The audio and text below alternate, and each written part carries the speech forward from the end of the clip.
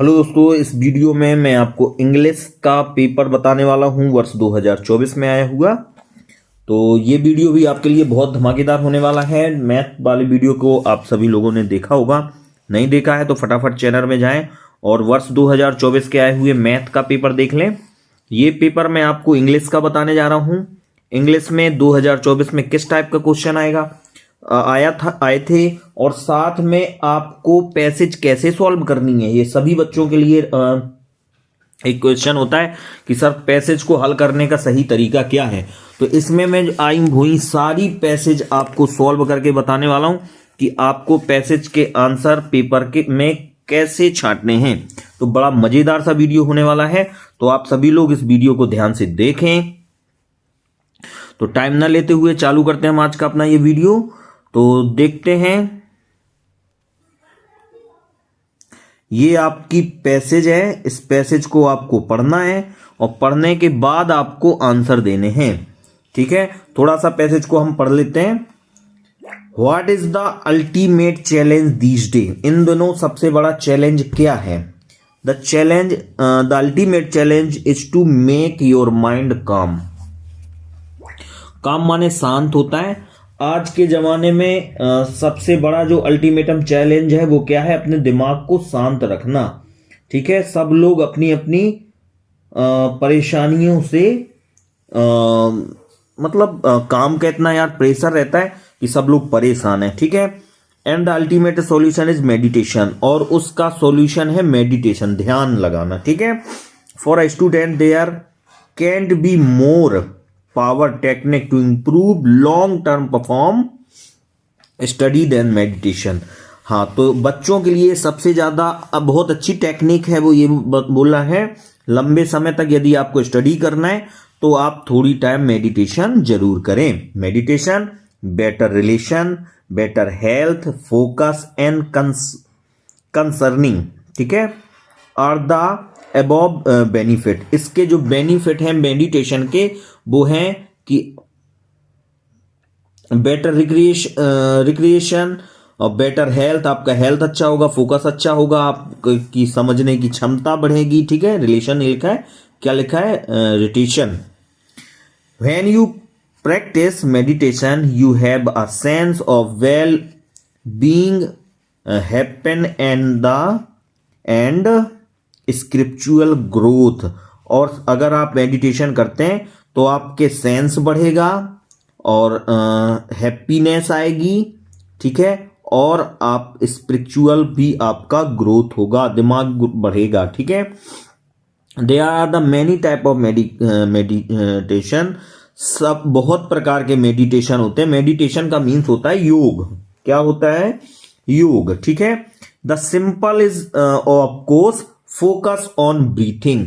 सबसे साधारण होता है मेडिटेशन कि आप अपने सांसों में ध्यान लगाएं। ठीक है, settle down is a cool place. किसी ठंडी जगह पे बैठ जाएं।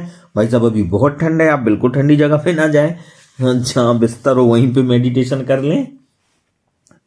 और आगे क्या बोल रहा है वो? Dim light and the relative quite. आसपास देखें कि शांति रहे। ठीक है, all you need to do is to keep focusing on breathing.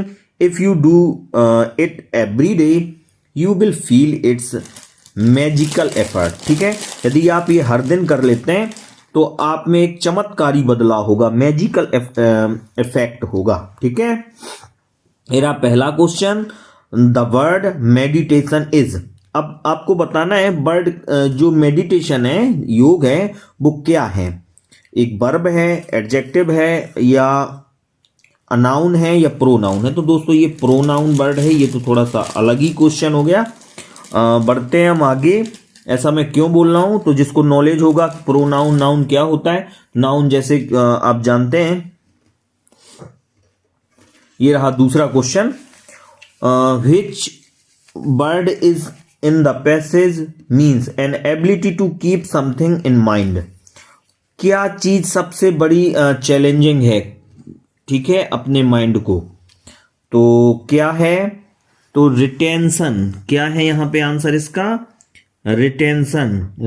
Retention होता है शक्ति बढ़ाना, धारण शक्ति एक प्रकार से, जैसे आपको कुछ याद नहीं रहता वो, ठीक है। हाँ, किसी चीज को माइंड में रखने की शक्ति, ठीक है। अगला है the ultimate challenge these day.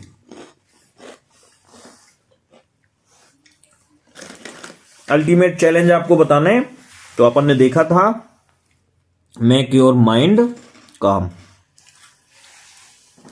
Meditation help student. अगर मेडिटेशन करते हैं तो स्टूडेंट को किस प्रकार से हेल्प मिलेगा, तो to prove long term performance in study, लंबे समय तक वो पढ़ाई कर पाएगा ध्यान से, ठीक है। इसका पहला answer. The simple form of meditation, last में पढ़ा था कि सबसे साधारण फॉर्म क्या है, सबसे साधारण तरीका क्या है मेडिटेशन का, तो वो है फोकसिंग ऑन ब्रीथ, ठीक है। अब देखें ये दूसरी पैसेज आई है। If India want to be developed country, यदि भारत एक डेवलप्ड कंट्री, भारत एक विकसित राष्ट्र बनना चाहता है, it must concentrate on female education, तो उसको एक महिलाओं की शिक्षा पे ध्यान देना पड़ेगा। The old African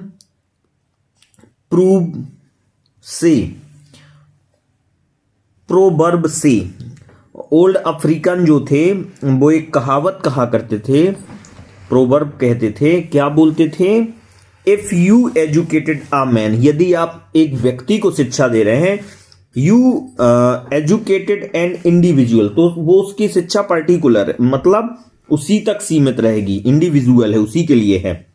but if you educated a woman, यदि आप एक औरत को शिक्षा देते हैं, you educated an entire family, तो आपने अपने जो एजुकेशन है वो पूरे फैमिली में ले आए आप, और इंटरनेशन, और पूरे देश में, ठीक है।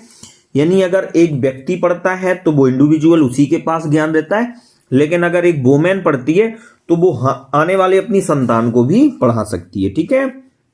The root case of all the problems, तो जो जड़ है, रूट क्या होती है, जड़, तो सभी समस्याओं की जो जड़ है, लाइक इनफेंटिसाइड होता है भ्रूण हत्या, शिशु हत्या, ठीक है। डोरी होता है दहेज, फीमेल सुसाइड और महिलाओं का सुसाइड करना, ठीक है, आत्महत्या। डोमेस्टिक वायलेंस, घरेलू जो वायलेंस होता है, मार दहाड़ होती है, ठीक है ना। और अगला क्या लिखा है, मेलन्यूट्रिशन मीन्स होता है कुपोषण। चाइल्ड मैरिज, ठीक है ना, छोटे बच्चों की शादी, ये सब चीजें आपकी अपने आप विल बी बेनिस माने गायब होना, इफ वुमेन आर एजुकेटेड, यदि वुमेन एजुकेटेड हो जाती है तो ये सब चीजें आपकी गायब हो जाएंगी। Education provides an eccentric qualification to the fulfill certain economic, political and cultural fashion, ठीक है। तो ये सब चीजें भी आपको मिलने वाली हैं अगर वुमेन एजुकेशन हो जाता है तो। पॉलिटिकल है ना, और कल्चर, राजनीतिक और आपकी सांस्कृतिक, ये सब चीजें क्या हो जाएंगी, इंप्रूव हो जाएंगी। वुमेन्स सोशियो इकोनॉमिक स्टेटस, और उसका वुमेन का जो सोशियो इकोनॉमिक है, मतलब पैसे से रिलेटेड इकोनॉमिक स्टेटस, वो भी इंप्रूव हो जाएगा, ठीक है। It brings reduce in equality, और एक समानता आएगी। If you want to the uplift the society, यदि आप अपनी समाज को विकसित करना चाहते हैं, we should improve the life standard of our women and this education is a weapon, तो आपको अपनी औरतों का को स्टैंडर्ड बनाना होगा, और यह एक हथियार है, वेपन है एजुकेशन, ठीक है ना। एजुकेशन के थ्रू ही आप किसी समाज को सुधार सकते हैं। तो इसमें है we use education as a weapon, हमने एजुकेशन को वेपन के रूप में किया, किसके लिए, to improve life standard of a women, तो यही आंसर आपका सही होगा। लाइफ स्टैंडर्ड अच्छा करने के लिए हम एजुकेशन को एक वेपन के तरीके से क्या कर सकते हैं, इस्तेमाल कर सकते हैं। ठीक है, आप सभी को समझ आ गया है पहला आंसर। अब आगे बढ़ते हैं।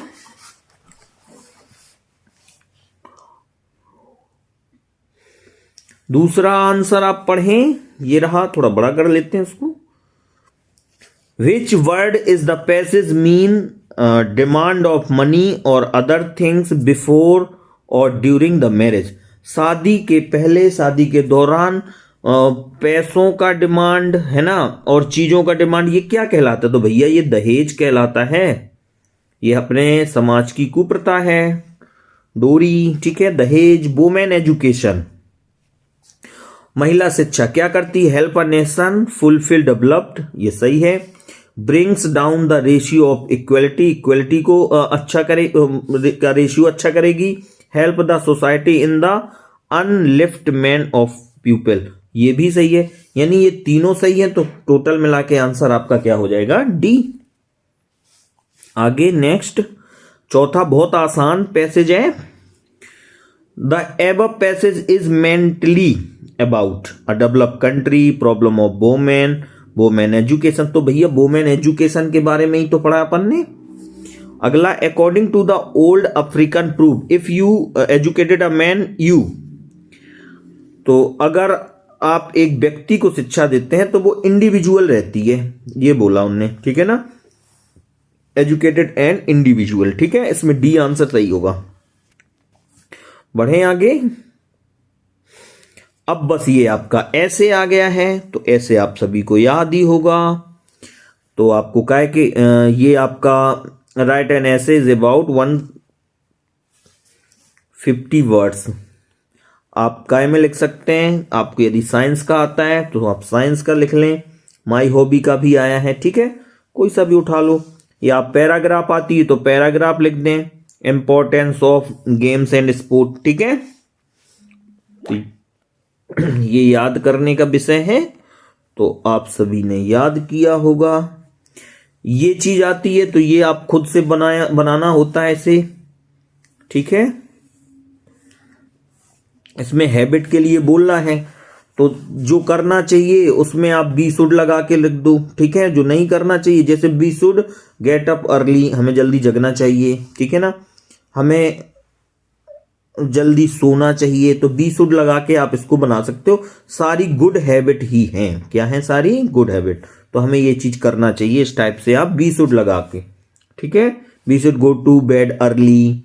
ठीक है ना, we should do some exercise, ऐसा। ठीक है, ये वाली जो पैसेज होती है उसमें आपको टाइटल बताना है और नोट बताना है। तो टाइटल एक शब्द में बताया जाता है, आप सभी जानते हैं, टाइटल एक ही शब्द में बताया जाता है। तो देखना किस चीज के बारे में, फटाफट पता चल जाएगा। There are some benefit of solar energy. First of day, use of solar energy is a good of our environment. Solar energy जो होती है, वो कह रहा है कुछ हम फायदे बताने जा रहे हैं सोलर एनर्जी के, सौर ऊर्जा के। ठीक है, सोलर एनर्जी जो है वो एनवायरमेंट के लिए बहुत अच्छी होती है। Solar panel do not emitted harmful green house gases. जो सोलर पैनल है वो नुकसान नहीं पहुंचाता है हमारे एनवायरमेंट को। दैट केस ग्लोबल वार्मिंग, और ग्लोबल वार्मिंग नहीं होता है। ठीक है ना, औसतन तापमान जो जमीन का बढ़ रहा है धरती का, वो सब नहीं होता है। तो आप समझ गए कि टाइटल क्या है। तो टाइटल है आपका सोलर पैनल। क्या है इसका टाइटल? क्या है? Solar energy.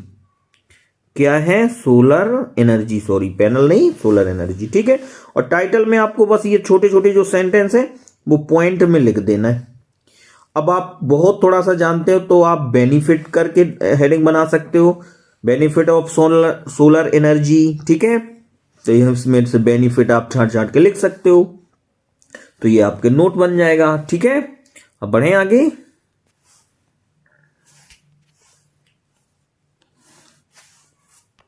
ये पेज हमारा हो गया है।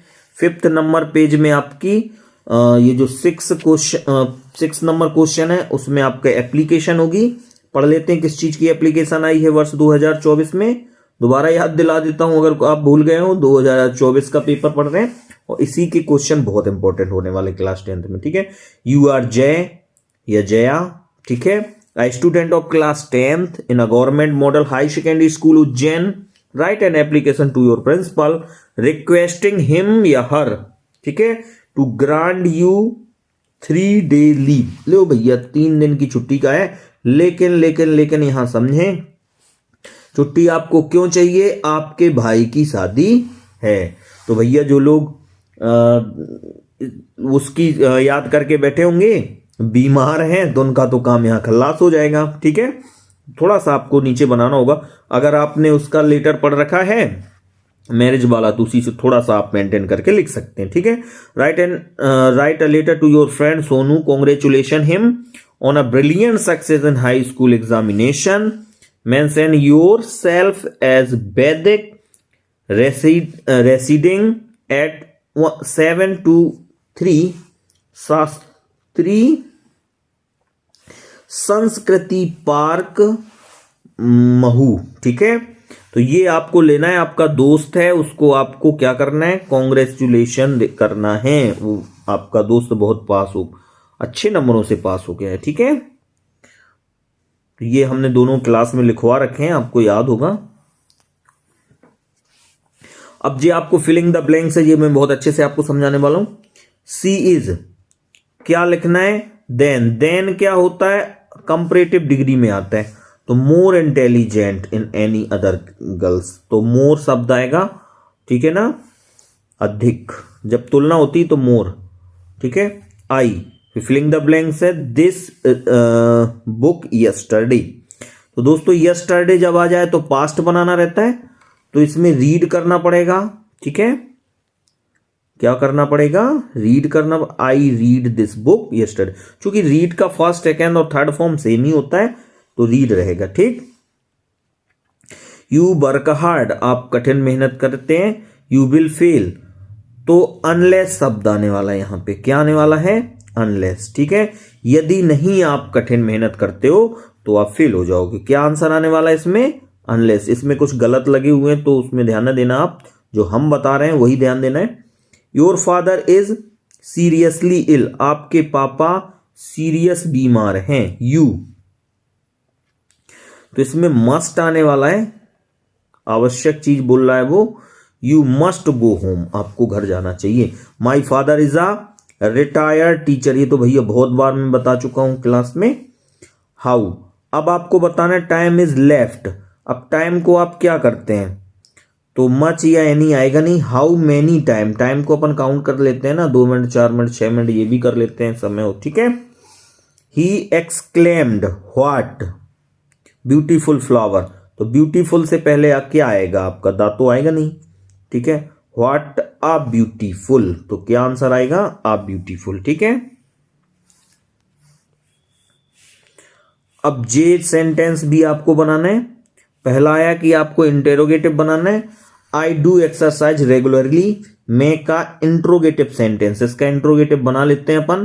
तो डू आ गया है, फर्स्ट फॉर्म होता है ये, तो आपका डू आगे हेल्पिंग वर्ब में आ जाएगा। Do I do.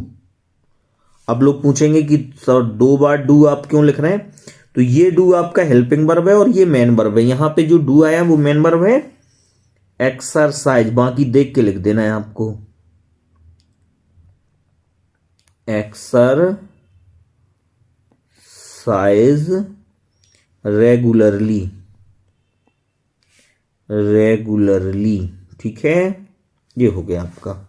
अगला, to find error in other in easy, right rewrite the sentence beginning it. It से आपको इस सेंटेंस को शुरू करना है। और to find error in other is easy, ठीक है। तो इसको आप, तो हम पहला वाला बना चुके हैं, do as direct. I do exercise regularly, तो डू आई डू, ठीक है। क्या बनेगा ये? Do I do exercise regularly और क्वेश्चन मार्क साइन, ठीक है। इसमें ये वाला to find error in other is easy, इसको करेक्ट करना है, रीराइट करके दोबारा लिखना है, इट से शुरू करना है। तो ये आपका इट सब्जेक्ट बन जाएगा, तो इट इज क्या बनेगा, इट इज, ठीक है, इजी। इसके बाद क्या लिखेंगे आप, it is easy to find, बस आपका यहां से जुड़ जाएगा, टू फाइंड एरर, ठीक है, इन अदर, ठीक है, बस यहां अदर तक आ जाएगा, ठीक है, लिख पाएंगे आप, it is easy to find error in other, ठीक है, बस यहां तक, इट इज इजी आगे आ जाने, इसके बाद इसको लिख देना है टू से जोड़ करके, ठीक है। अब है Lencho wrote a letter to God, Lencho was a patient, तो यहां पे हु से हम इसको रिलेटिव क्लोज बनाने वाले हैं। आपको दो में से एक सेंटेंस लिख देना है, इसके बाद हुक से दूसरा वाक्य जोड़ देना है। Lencho wrote a letter, Lencho wrote a letter who was a patient, आप ऐसा लिख सकते हो। पहले आपने ये वाक्य लिख दिया, ठीक है, फिर आपको हु लगा देना है, फिर दूसरा वाक्य लिख देना है, केवल एक लेंचो आपको हटा देना है। ओके, तो ये हो जाएगा Lencho wrote a letter to God who was a patient, ठीक है, क्या बन जाएगा, हु वाज अ पेशेंट, केवल आपको एक लेंचो की जगह हु लगा देना है। आई होप आपको समझ आ गया होगा। अब हम बढ़ते हैं आगे, ठीक है, और आगे डू एस डायरेक्ट में, my sister is very intelligent, she can solve any problem, इसको आपको सो दैट से जोड़ना है, तो इसमें वेरी की जगह पे सो लिख देते हैं और दैट से हम दूसरा वाक्य जोड़ देते हैं, तो ये आपका बनेगा माई सिस्टर इज, इसके बाद so intelligent, intelligent,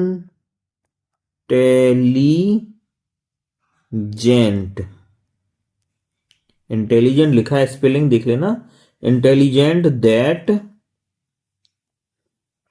she can, कुछ चेंज नहीं करना, पूरा लिख देना है, ठीक है, सी कैन सोल्व एनी प्रॉब्लम। अब अगला है, इसको आपको वॉइस बनाना है, पैसिव वॉइस, पैसिव वॉइस की बहुत अच्छी वीडियो हमने अपने चैनल में डाल रखी है, जिसको पैसिव वॉइस की दिक्कत हो तो वो देख सकता है। नो आ गया, नो के साथ बाई नहीं लगता है, तो इसका जो फिफ्थ वाला है, इसका पैसिव वॉइस हम बना रहे हैं, मी को आगे ले आओगे आप, आई, प्रेजेंट है तो एम लगने वाला है, क्योंकि ऐसा है ना, के एन ओ डब्ल्यू एन, ये इसका थर्ड फॉर्म होता है नो का, K N O W N, know टू और ही का क्या बन जाएगा पीछे जाके, हिम, ये इस तरीके से बन जाएगा। यहां देखो, we are living in city since 2005, आपको इसको करेक्ट करना है कि क्या गलत है, तो we are living in this city since 2005, ये सब सही है, केवल यहां वर्ब में आप गड़बड़ कह सकते हो कि यहां आना चाहिए हैज बीन, हैव, अब चूंकि ये बी है तो हैव बीन लगेगा भाई, क्योंकि ये बनने वाला है प्रेजेंट परफेक्ट कंटिन्यूअस टेंस, ठीक, को थोड़ा बड़ा कर लेते हैं। अब देखो आप, अब जे आपके क्वेश्चन आंसर बुक के आने वाले, 2-2 नंबर के 2, फिर 2-2 नंबर के 2, फिर कुछ प्रश्न है 3-3 नंबर में, ठीक है, ऐसे प्रश्न आपके आए हुए हैं। ये सबसे पहले पोयम के हैं ये 2 क्वेश्चन, ठीक है, 3 में से आपको 2 करने। How does fog come, fog कैसे आती है, कैसे आती जैसे बिल्ली, the fog come like cat, what happen to house when the tree come move out, ठीक है, what is the crow and hemlock representative the dust of snow, ये किस चीज को बता रहे हैं, क्रो और हेमलॉक, ठीक है, ये चीज ऐसा है ये क्वेश्चन की प्रकृति से जुड़ी कितनी भी बुरी से बुरी चीज हो वो आपका माइंड चेंज कर सकती है, वो आपका दिन बना सकती है, ठीक है।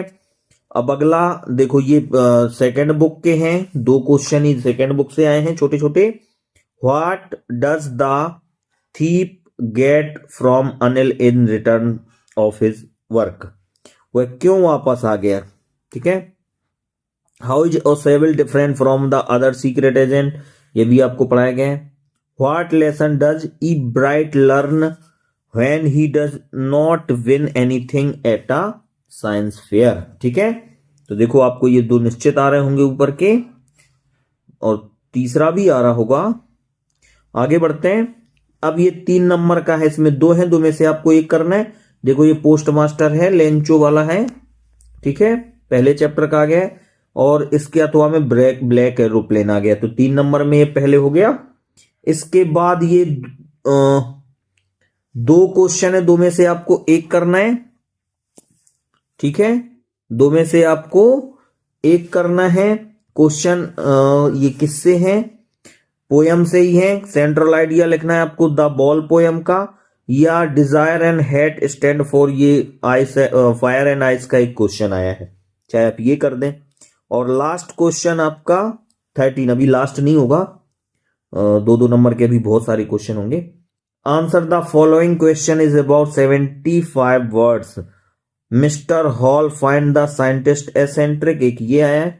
Why does the 20th century call the era of the book, एक ये आया है, अभी लास्ट वाला है, ये आपका सेकंड बुक वाले हैं, ठीक है। अब हम बढ़ते हैं अपने लास्ट पेज में। तो लास्ट पेज में देखें, ये एक पोयम आई है, इसको I am an orphan roaming the street, I pattern soft dust with my hazy bare feet, है ना, the silence is golden freedom is sweet. तो ये अमांडा वाली पोयम है ना। तो क्वेश्चन में यही पूछा गया कि लाइनें कौन सी हैं, कौन सी पोयम की हैं, तो अमांडा की। द वर्ड ऑर्फन मीन्स, जिसका कोई मम्मी पापा ना हो। ऑर्फन माने क्या होता है, ऑर्फन माने होता है अनाथ, ठीक है। What does the girl actually want, वो क्या चाहती थी, फ्रीडम एंड साइलेंस, ठीक है। ये 3 नंबर की ये पोयम है, बड़ी आसानी से आपसे बन जाएगी। और देखो 12 नंबर के ये छोटे छोटे प्रश्न भी आए हैं, ठीक है। हु और what did Lencho have faith in, Lencho का किस पर फेथ था।